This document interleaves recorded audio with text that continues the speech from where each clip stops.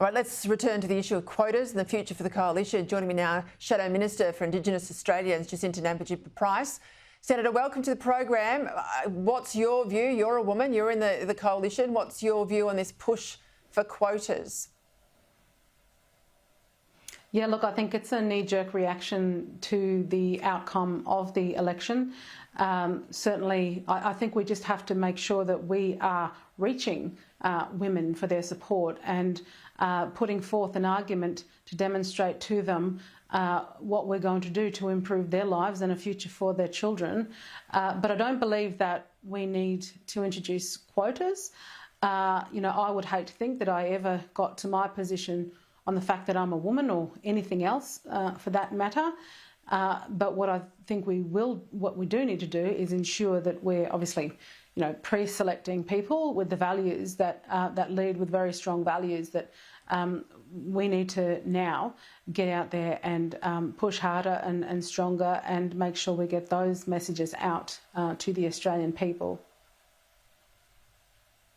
Look, I couldn't agree more. I mean, I think the moment you give ground on this gender-based quota, you're legitimising quotas across the board. I mean, we're going to have quotas for Indigenous people. We have quotas for regional members of Parliament. I mean, where will the quotas end? It should always be about merit, because merit is the one thing we all can compete on equally. Yeah, exactly. I mean, merit is what is important. Merit is what provides, outcomes ultimately.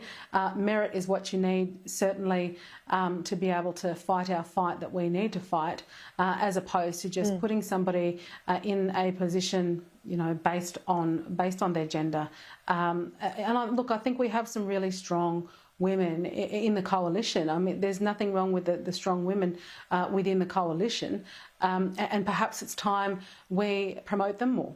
Maybe it's about promoting our strong women more, those women in shadow cabinet as well, allowing them to get out there and be fierce and be more front and centre. I don't believe that we need to introduce quotas.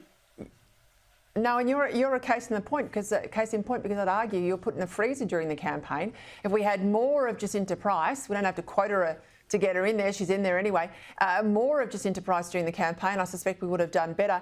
Hey, someone who you thrashed in the Voice debate, Marsha Langton, she's come out today and said the Prime Minister needs to seize the moment, I presume she means here about his majority win, and be courageous in Indigenous policy. What the heck does that mean? Oh, well, she doesn't mean courageous, she means more radical. That is what Marcia Langdon seeks to push, and she's been quiet up until this point, and now she thinks that her seat at the table is going to be given back to her, along with those who have pushed the separatist agenda for quite some time and attacked individuals quite nastily, but really not fail to achieve much in order to close the gap in the first place. And my concern with Indigenous affairs is it's not going to go anywhere under Labor. They didn't have a plan in the first instance except to create another bureaucracy. They are infatuated with bureaucracies. They listen to the heads of organisations. They don't listen to the little people on the ground. And so we're going to see things go backward in terms of Indigenous policy. But all those Labor supporting organisations, no doubt at all, they will get all the funding measures that they wanted, but it won't equate to better outcomes. We'll continue to push. What we wanted to push was about transparency. Hey, I've got to follow up with my colleague Chris Kenny went last night with you. Remind me of the rules in relation to the CLP. You're a CLP member from the NT. As I understand it, you can sit with either the Nats or the Libs when you get to Canberra. Now, is that your call alone to make, and have you made up your mind? Will you go and sit with the Nats this time round, or will you sit with the Libs? Sure. So the convention that sits in place in the Country Liberal Party is that the first Senate ticket, according to the convention, is to sit with the Nationals Party room. The second Senate ticket with the Libs Party room. Lingiari is to sit with the Nationals, and Solomon with the Libs. So that is how, through the Country Liberal Party, those agreements sit in place. and you're not going to challenge that? I mean, this is your second time around. I know it's not your second term, you're still within your term, but I mean, you're not going to challenge that? You will sit with the National Party? Yeah, look, that is what is expected of me from the Country Liberal Party, and obviously from the Nationals as well. And there is, we're still waiting for the dust to settle with a lot of the issues that we're confronted with. We're still reeling from the outcome, obviously, that's occurred. And we need to understand much better how, as a coalition, we can come back stronger and learn from those lessons. And you know, I want to make sure, as I said to Chris last night, I'm a fighter.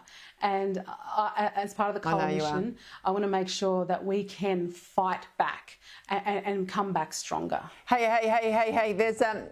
there is a vacancy, obviously, soon to be a vacancy in the party room, in your party, in the National Party room, for the Deputy Leader. Perrin Davies won't hold her Senate seat for much longer.